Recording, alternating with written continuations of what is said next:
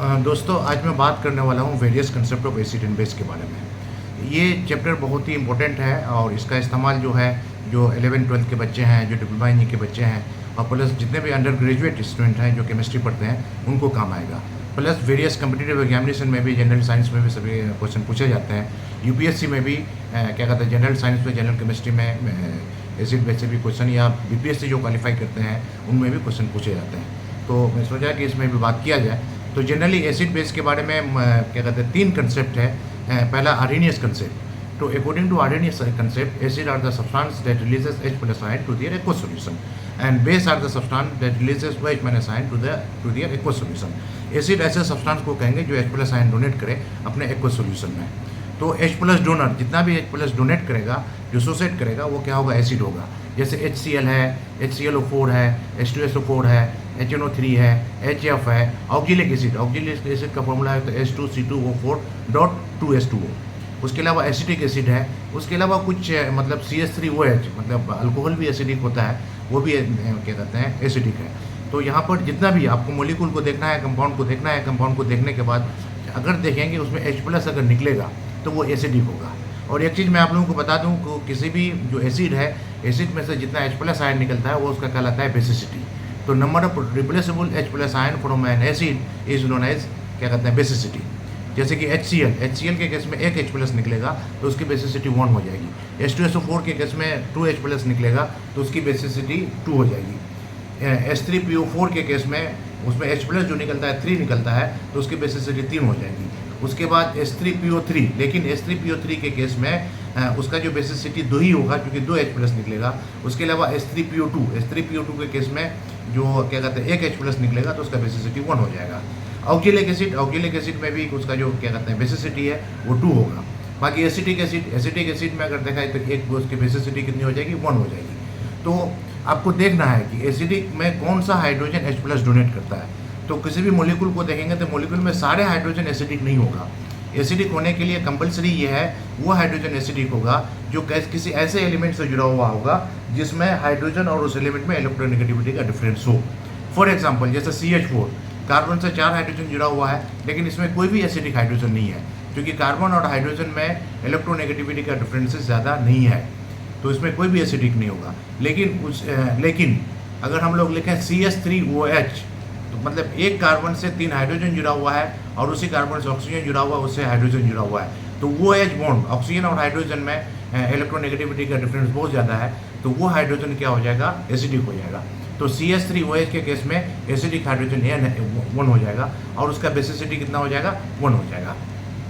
अब उसी तरह से एसिटिक एसिड का फॉर्मूला होता है CH3COOH। तो इसमें जो C से 3 हाइड्रोजन जो जुड़ा हुआ है कार्बन से डायरेक्टली जो जुड़ा हुआ है, ये हाइड्रोजन एसिडिक नहीं होगा। लेकिन एसिटिक एसिड में C+OH वो से हाइड्रोजन जो जुड़ा हुआ है वो एसिडिक होगा। तो एसिटिक एसिड की बेसिसिटी 1 हो जाएगी। इस बात का हम सारे लोगों को ध्यान रखना है क्योंकि बच्चे हमारे कंफ्यूज कर जाते हैं। अगर किसी बच्चे से पूछा जाए कि H3PO3 का बेसिसिटी कितना होगा तो बच्चे आप बोल देते हैं कि इसमें 3 हाइड्रोजन दिख रहा है तो 3 बोल देते हैं, लेकिन गलत है। उसी तरह से H3PO2 में अगर पूछा जाए तो बच्चे बोल देते हैं कि 3 नहीं होता, उसमें 1 होता है। इन सारी चीज़ों को आपको ख्याल रखना है। तो एसिडिक हाइड्रोजन को देखने के लिए एक ही चीज़, हाइड्रोजन को अगर देखेंगे, हाइड्रोजन किसी ऐसे एलिमेंट से जुड़ा हुआ है जिसमें इलेक्ट्रोनेगेटिविटी का डिफरेंस हो तो वो भी एसिडिक होता है। जैसे H2O में हाइड्रोजन ऑक्सीजन से जुड़ा हुआ है तो वहाँ भी एसिडिक है। H2S सल्फर से जुड़ा हुआ हाइड्रोजन है तो वो भी एसिडिक है, वो भी एसिडिक हो जाएगा। अब NH3 में भी H निकलता है, तो ऐसे केस में अगर NH3 से अगर H+ अगर निकलता है तो ऐसे केस में NH3 भी एसिडिक होगा। हालांकि NH3 लुईस बेस भी होता है, loan pair of electron donate करता है, लेकिन किसी ऐसे से अगर रिएक्शन कराते हैं जो H+ अगर दे तो वहाँ पर वो एसिड की तरह से भी बिहेव करेगा। तो यहाँ पर सिंपली ये इसके अकॉर्डिंग टू क्या कहते हैं आर्हेनियस कंसेप्ट, ऐसा सब्सटेंस जो H+ दो वाटर में जब रिजोल्व करेंगे तो H+ अगर रिलीज करता है तो ऐसे सारे मॉलिक्यूल जितने भी होंगे सारे एसिडिक होंगे। और ध्यान रखना है कि किसी भी एसिड का जितना नंबर ऑफ रिप्लेसेबल H+ है वो उसका बेसिसिटी कहलाता है, क्योंकि ये जानना बहुत जरूरी है आगे एक्विलिब्रियम मास निकालने के लिए, नॉर्मेलिटी निकालने के लिए इसकी जरूरत पड़ती है। दूसरा है आपका बेस में वही है कि ऐसा सब्सटेंस जो अपने एक्वस सॉल्यूशन OH- को डोनेट करे। तो जैसे NaOH, KOH, NH4OH, CaOH, MgOH, ये सारे मोलिक्यूल हैं जो हाइड्रोक्साइड आयन को वाटर में डिजोल्व करने के बाद रिलीज करेगा, ये सारे क्या होंगे, बेस होंगे। तो यहाँ पर इसमें भी देखना है कि जितना OH माइनस निकलेगा वो उसका कहलाएगा एसिडिटी। तो किसी भी एसिड के बेस के लिए एसिडिटी जो होता है number of replaceable OH minus ion. तो जैसे NaOH के केस में उसका एसिडिटी 1 हो जाएगा, और क्या कहते हैं KOH के केस में उसका भी एसिडिटी 1 हो जाएगा, CaOH होल ट्वाइस के केस में उसका एसिडिटी 2 हो जाएगा, MgOH होल ट्वाइस में भी 2 हो जाएगा।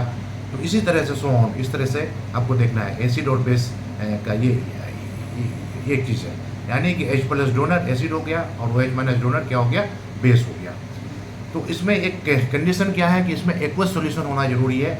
वही कंपाउंड या वही सब्सटेंस एसिडिक नेचर शो करेगा जब उसको वाटर में डिसॉल्व किया जाएगा। ये इसका ये है। उसके बाद दूसरा कंसेप्ट है Bronsted and Lowry concept. तो Bronsted and Lowry concept, according to Bronsted and Lowry concept, acid are the substance that releases H plus ion या proton donor, and base are the substance that accept H plus ion यानी proton acceptor. यानी acid ऐसा substance को कहेंगे जो H plus ion दे, proton दे, और बेस ऐसा सब्सटेंस को कहेंगे जो H प्लस आयन एक्सेप्ट करे। जैसे कि अगर हम क्या कहते हैं रिएक्शन अगर कराएंगे HCl का H2O के साथ रिएक्शन कराएंगे तो ये बना लेगा H3O plus plus Cl minus. तो लेफ्ट हैंड साइड में HCl जो कि H प्लस दे रहा है तो एसिड हो जाएगा, और H2O जो कि H प्लस एक्सेप्ट कर रहा है तो वो बेस हो जाएगा। और राइट हैंड साइड में क्या हो रहा है कि H3O प्लस, तो H3O प्लस क्या हो जाएगा, वो क्या कहते हैं कंजुगेट एसिड हो जाएगा, और Cl माइनस कंजुगेट बेस हो जाएगा। दूसरा है क्या कहते हैं NH3 प्लस H2O, इसका अगर इसका रिएक्शन कराएंगे तो बना लेगा NH4 plus plus OH minus. तो इस केस में NH3 जो कि H प्लस एक्सेप्ट कर रहा है तो ये क्या हो जाएगा, बेस हो जाएगा, और H2O क्या कर रहा है, H प्लस डोनेट कर रहा है तो एसिड हो जाएगा। और राइट हैंड साइड में NH4 प्लस कंजुगेट एसिड हो जाएगा, और OH माइनस कंजुगेट बेस हो जाएगा। तो इस तरह से। और यहाँ पर एक चीज़ देखिए कि कुछ ऐसा सब्सटेंस जो एसिड और बेस की तरह से बिहेव करे उसको हम लोग कहते हैं एम्फोटेरिक। तो इसमें मैं बताया कि पहले केस में वाटर जो है क्या कहते हैं वाटर फर्स्ट केस में बेस की तरह से बिहेव कर रहा है, सेकंड केस में एसिड की तरह से बिहेव कर रहा है, इसलिए वाटर क्या है, एम्फोटेरिक है। और इस कंसेप्ट का जो है लिमिटेशन क्या है, इसमें किसी भी दो सब्सटेंस को अगर मिलाएंगे तो एक एसिड की तरह से बिहेव करेगा और दूसरा बेस की तरह से बिहेव करेगा।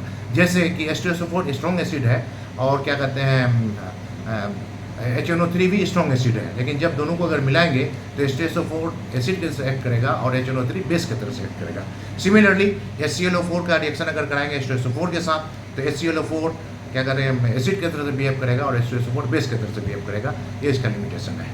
और क्या कहते हैं एसिड और बेस के लिए आप लोगों को जो एक कंसेप्ट है ल्यूइस कंसेप्ट, तो ल्यूइस कंसेप्ट के अकॉर्डिंगली एसिड ऐसा सब्सटेंस है जो lone pair of electron accept करे, और बेस ऐसा सब्सटेंस है जो lone pair of electron donate करे।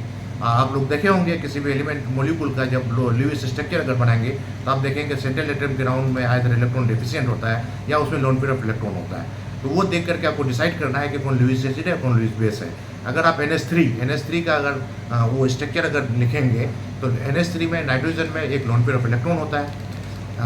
दूसरा आपका BF3 में अगर देखिएगा लुईस डॉट स्ट्रक्चर अगर बनाइएगा तो बोरॉन सेंट्रल एटम है, सेंट्रल एटम के राउंड में 6 इलेक्ट्रॉन होता है, तो इलेक्ट्रॉन डेफिशिएंट हो गया। तो यहाँ पर क्या हो गया NH3 lone pair of electron दे सकता है और BF3 lone pair of electron accept कर सकता है। तो दोनों का अगर रिएक्शन कराएंगे तो NH3 जो कि loan pair of electron donor है इसलिए क्या हो जाएगा लुईस बेस, और BF3 जो कि loan pair of electron acceptor है तो वो क्या हो जाएगा लुईस एसिड। उसी तरह से अगर हम लोग रिएक्शन कराएंगे NH3 का और H प्लस के साथ तो वो बना लेगा NH4 प्लस। तो इस केस में NH3 lone pair of electron donate कर रहा है इसलिए ये हो जाएगा NH3 Lewis base and H plus Lewis acid हो जाएगा। और उसी सिमिलरली अगर हम लोग रिएक्शन कराएंगे क्या कहते हैं AlCl3 का Cl माइनस से AlCl4 माइनस का फॉर्मेशन करेगा। तो इसमें AlCl3 क्या कहते हैं लुईस बेस हो गया और Cl माइनस लुईस एसिड हो गया।